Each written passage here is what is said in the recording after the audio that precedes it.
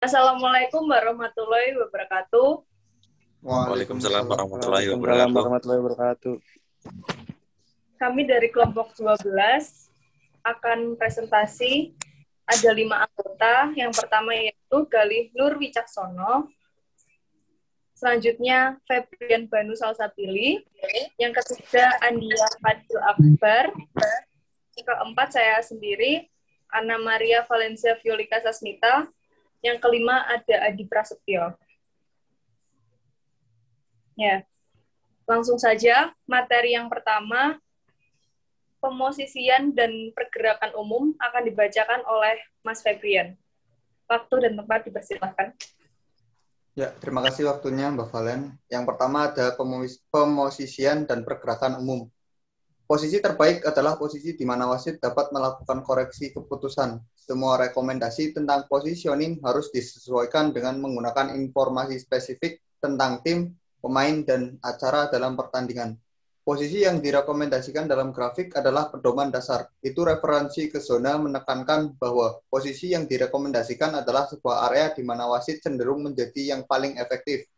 Zona mungkin lebih besar, lebih kecil, atau bentuknya berbeda tergantung pada pencocokan persisnya keadaan.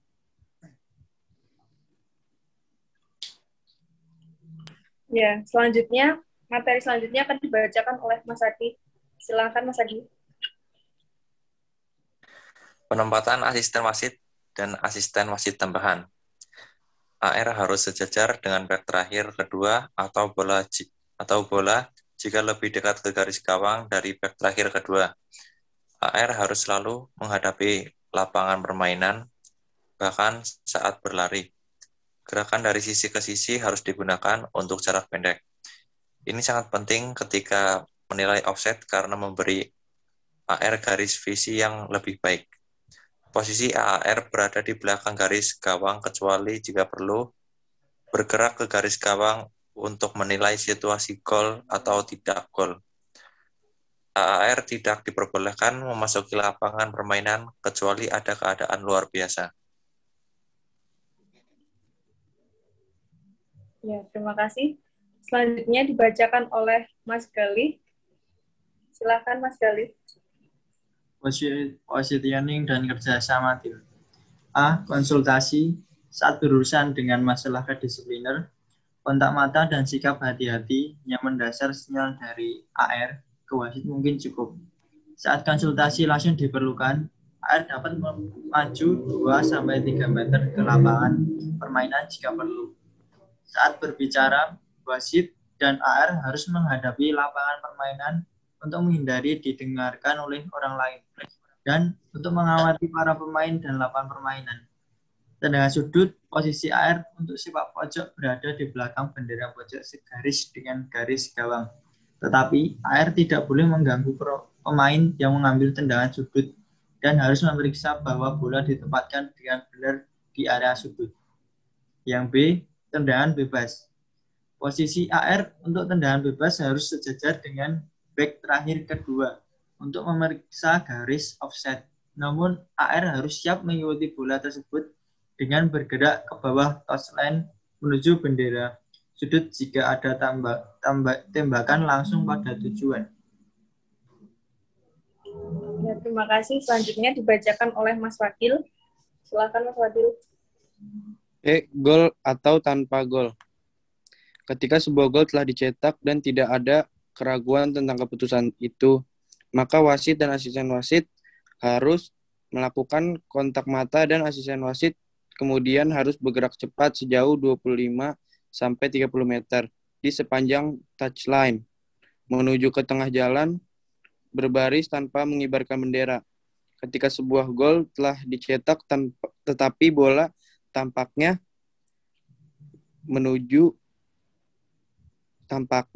masih dalam permainan. Itu asisten wasit harus terlebih dahulu mengibarkan bendera untuk menarik perhatian wasit.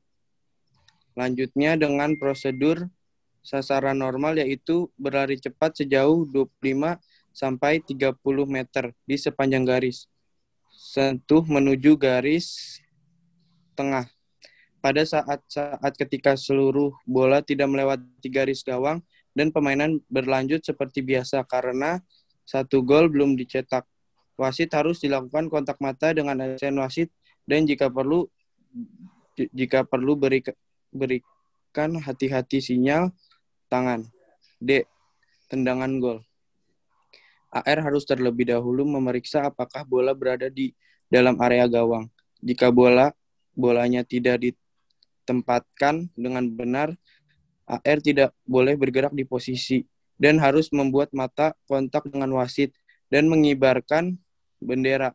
Setelah bola ditempatkan dengan benar di dalam area gawang, AR harus mengambil posisi untuk mengecek garis offside. Namun jika ada AR harus mengambil posisi sejajar dengan garis offside dan AR harus diposisikan di persimpangan gawang, garis, dan area gawang.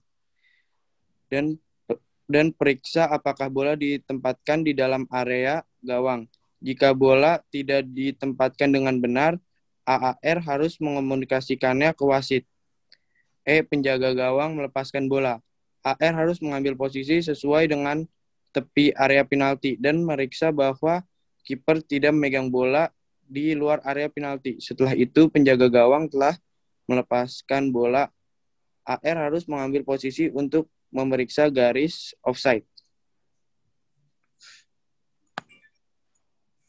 Ya, terima kasih. Selanjutnya, materi akan saya bacakan. F, yaitu kick off. AR harus sejajar dengan back terakhir kedua. G, tendangan dari tanda penalti. 1. AR harus diposisikan di persimpangan garis gawang dan area gawang. AR lainnya harus ditempatkan di lingkaran tengah untuk mengontrol pemain. Jika ada adalah AAR, mereka harus diposisikan di setiap persimpangan garis gawang dan gawang area. Ke kanan dan ke kiri gawang masing-masing kecuali di mana GLT digunakan saat hanya diperlukan 1 AAR. Dalam hal ini, AAR 2 dan AR1 harus memantau permainan yang masuk lingkaran tengah dan AR2 dan official keempat harus memantau area teknis. Selanjutnya, tendangan penalti. AR harus diposisikan di persimpangan garis gawang dan area penalti. Jika terdapat AAR harus ditempatkan di persimpangan garis gawang dan area gawang dan AR diposisikan sejalan dengan penalty mark atau yang merupakan garis offset. Selanjutnya, konfrontasi massal. Dalam situasi konfrontasi massal, AR terdekat dapat memasuki lapangan permainan untuk membantu wasit. AR lain harus mengamati dan mencatat detail file kejadian. Pejabat keempat harus tetap berada di sekitar area teknis. Jarak yang dibutuhkan ketika tendangan bebas diberikan sangat dekat dengan AR. AR dapat memasuki lapangan bermain atau biasanya atas permintaan wasit untuk membantu memastikan para pemain diposisikan 9,15 meter dari bola. Dalam hal ini, wasit harus menunggu sampai AR kembali ke posisinya sebelum memulai kembali permainan. Selanjutnya, pengganti. Jika tidak ada wasit keempat, AR bergerak ke garis tengah untuk membantu prosedur substitusi. Wasit harus menunggu sampai AR kembali ke posisinya sebelum melalui kembali permainan. Jika ada wasit keempat, AR tidak perlu pindah ke garis tengah sebagai petugas keempat melakukan prosedur substitusi kecuali ada beberapa substitusi pada saat yang sama. Dalam hal ini, AR berpindah ke garis tengah untuk membantu wasit keempat. Selanjutnya, bahasa tubuh, komunikasi, dan Weistel akan dibacakan oleh Mas Febrian. Silakan. Terima kasih. Selanjutnya bahasa tubuh, komunikasi, dan Weistel. Yang pertama wasit. A. Bahasa tubuh. Bahasa tubuh adalah alat yang digunakan wasit untuk membantu mengontrol pertandingan dan menunjukkan otoritas dan pengendalian diri. Bahasa tubuh bukanlah penjelasan dari sebuah keputusan. Yang B. Fluid. Fluid dibutuhkan untuk mulai bermain dalam kurung babak pertama dan kedua dari permainan normal dan waktu tambahan. Setelah sebuah gol, berhenti bermain untuk tendangan bebas atau tendangan penalti. Jika pertandingan ditangguhkan atau ditinggalkan, di akhir setiap babak, putar ulang untuk tendangan bebas saat jarak yang tepat diperlukan, tendangan penalti, mulai ulang peraturan setelah dihentikan untuk hati-hati atau pengiriman cedera atau pengganti. Selanjutnya, fluid tidak diperlukan untuk berhenti bermain untuk memperjelas tendangan gawang, tendangan sudut, lemparan ke dalam atau gawang, mulai ulang pemutaran dari sebagian besar tendangan bebas dan tendangan gawang, tendangan sudut, lemparan ke dalam atau bola jatuh. Selanjutnya, fluid yang digunakan terlalu sering atau tidak perlu akan berdampak lebih kecil saat dibutuhkan. Jika wasit menginginkan pemain menunggu fluid sebelum memulai kembali permainan, dalam kurung misalnya saat memastikan bahwa pemain bertahan berada 9,15 meter dari bola. Di tendangan bebas, wasit harus memberitahu pemain penyerang dengan jelas untuk menunggu fluid. Jika wasit meniup fluid karena kesalahan dan permainan berhenti, permainan diulangi dengan bola jatuh. Ya, selanjutnya tentang asisten wasit akan dibacakan oleh Mas Galih. Silakan. 2. Asisten wasit. A. Sinyal bip. Sistem sinyal bip adalah sinyal tambahan yang hanya digunakan untuk mendapatkan sinyal perhatian wasit. Situasi ketika sinyal bip mungkin berguna termasuk offset, pelanggaran di luar pandangan wasit, lemparan ke dalam, tendangan sudut, tendangan gawang, atau gol, keputusan ketat. Yang B. Sistem komunikasi elektronik. Jika sistem komunikasi elektronik digunakan, wasit akan memberitahu AR tentang kapan mungkin tepat untuk menggunakan sistem komunikasi dengan atau alih-alih sinyal fisik. C. Teknik bendera. Bendera AR harus selalu dikibarkan dan terlihat oleh wasit. Ini biasanya berarti bendera di bawah di tangan yang paling dekat dengan wasit. Saat membuat file sinyal, AR berhenti berjalan, menghadap lapangan permainan, melakukan kontak mata dengan penjadi wasit, dan mengibarkan bendera dengan gerakan yang disengaja, tidak terburu-buru atau berlebihan. Bendera harus seperti perpanjangan lengan. AR harus mengibarkan bendera menggunakan tangan yang akan digunakan untuk sinyal berikutnya. Jika keadaan berubah dan sinyal lain harus digunakan, AR harus menggerakkan bendera ke arah sebaliknya. Tangan di bawah pinggang. Jika AR memberi sinyal bahwa bola keluar dari permainan, tandanya harus dipertahankan sampai wasit mengakuinya. Jika AR memberi sinyal untuk pelanggaran, pengiriman, dan sinyal tidak terlihat segera. Yang pertama, jika memutar telah dihentikan, pesta dapat diubah sesuai dengan hukum, tendangan bebas, tendangan penalti, dan lain. Yang kedua, jika permainan telah dimulai kembali, wasit masih dapat mengambil tindakan disipliner tetapi dengan tendangan bebas atau tendangan penalti.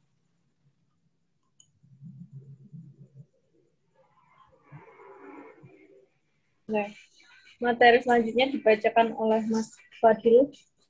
Silakan.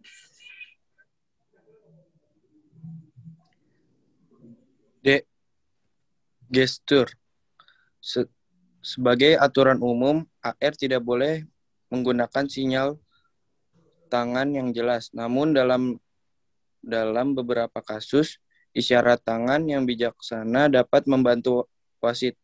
Sinyal tangan harus memiliki makna yang jelas, harus disepakati di pra-pertandingan diskusi. Tendangan sudut atau tendangan gawang. Ketika bola melewati garis gawang seluruhnya, AR mengibarkan bendera dengan tangan kanan. Dalam kurung garis pandang yang lebih baik. Untuk memberitahu wasit bahwa bola sudah keluar, mainkan dengan kemudian jika 1. Dekat AR.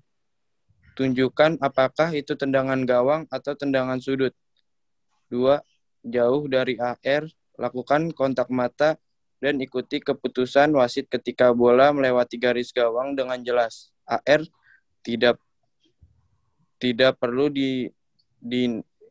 dinaikkan bendera untuk menunjukkan bahwa bola telah meninggalkan lapangan permainan. Jika tendangan gawang atau keputusan tendangan sudut jelas, tidak perlu memberikan sinyal, terutama saat wasit memberikan sinyal. F. Pelanggaran. AR harus mengibarkan bendera ketika pelanggaran atau pelanggaran dilakukan di sekitar atau di luar penglihatan wasit. Dalam semua situasi lainnya, AR harus menunggu dan menawarkan pendapat jika diperlukan, lalu mengonfirmasikan kepada wasit apa yang dilihat dan didengar, dan permainan mana yang terlibat. Sebelum memberi isyarat untuk suatu pelanggaran, AR harus menentukan bahwa pelanggaran tidak terlihat oleh wasit atau pandangan wasit terhalang. Wasit tidak menerapkan keunggulan tersebut ketika terjadi pelanggaran yang membutuhkan sinyal dari AR. AR harus mengibarkan bendera dengan tangan yang sama, yang juga akan digunakan untuk sinyal. Sisa sinyal ini memberikan wasit indikasi yang jelas tentang siapa yang akan diberikan tendangan bebas. Melakukan kontak mata dengan wasit, lambaikan bendera sedikit ke depan dan belakang. Dalam kurung, hindari terlalu banyak atau gerakan agresif. AR harus menggunakan teknik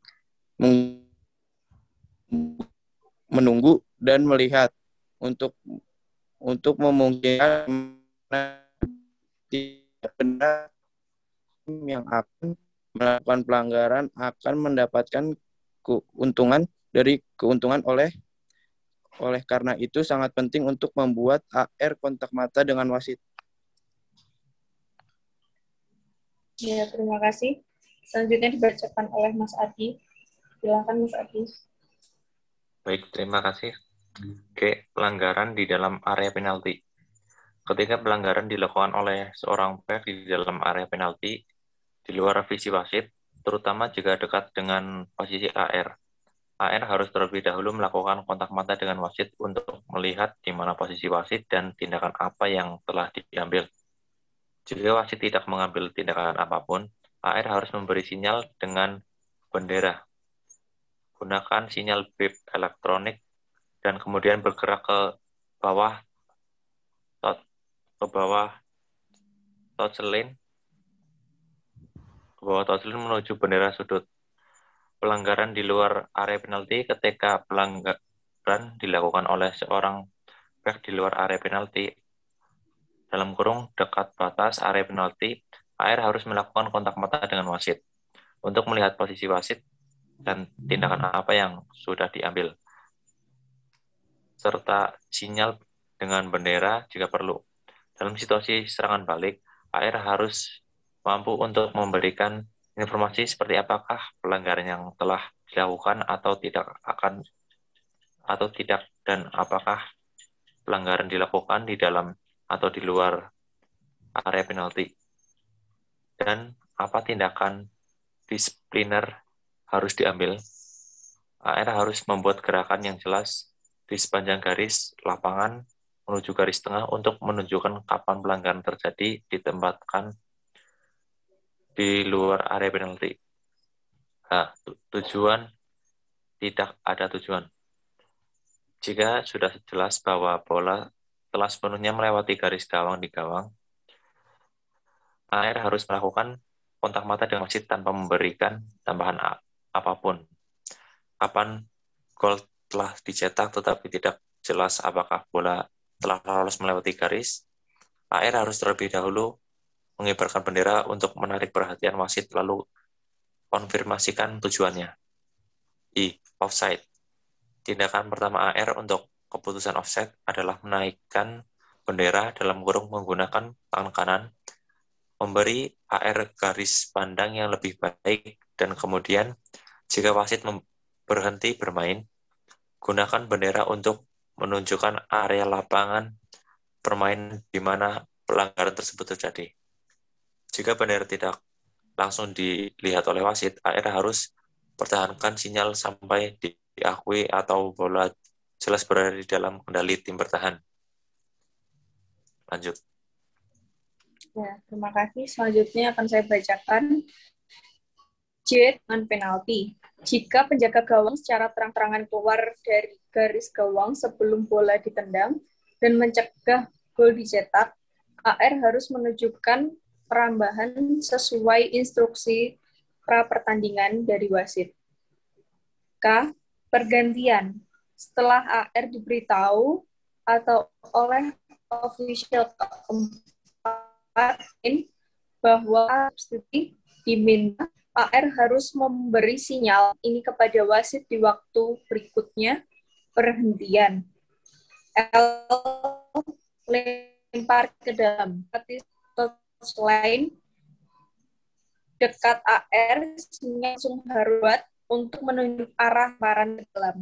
Yang kedua, jauh dari AR dan keputusan lemparan ke dalam sudah jelas. AR harus buat sinyal langsung untuk menunjukkan arah lemparan ke dalam. Yang ketiga, jauh dari AR dan AR ragu tentang arah lemparan ke dalam AR, harus mengibarkan bendera untuk memberitahu wasit bahwa bola di luar permainan, lakukan kontak mata dengan wasit dan ikuti isyarat wasit. Selanjutnya, tentang asisten wasit tambahan akan dibacakan oleh Mas Febrian. Silakan. Terima kasih. Yang ketiga, asisten wasit tambahan. AAR menggunakan sistem komunikasi radio, bukan tanda, untuk berkomunikasi wasit.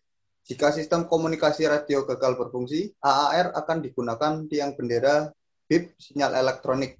AAR biasanya tidak menggunakan tangan yang jelas sinyal, tetapi dalam beberapa kasus, sinyal tangan yang bijaksana dapat memberikan dukungan yang berharga kepada wasit. Sinyal tangan harus memiliki arti yang jelas dan sinyal semacam itu harus disepakati dengan diskusi pra-pertandingan. AAR setelah menilai bahwa bola telah sepenuhnya melewati garis gawang dalam tujuan harus yang pertama segera menginformasikan wasit melalui sistem komunikasi yang menjadi tujuan harus diberikan. Yang kedua, buatlah sinyal yang jelas dengan menunjuk lengan kiri tegak lurus ke garis gawang ke tengah lapangan, tongkat bendera di tangan kiri juga diperlukan. Sinyal ini tidak diperlukan jika bola telah melewati dengan sangat jelas garis gawang. Wasit akan membuat keputusan akhir. Ya, itulah presentasi dari kelompok kami. Kurang lebihnya mohon maaf. Wassalamualaikum warahmatullahi wabarakatuh. Waalaikumsalam warahmatullahi wabarakatuh.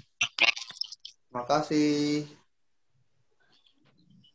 Terima kasih. Wah.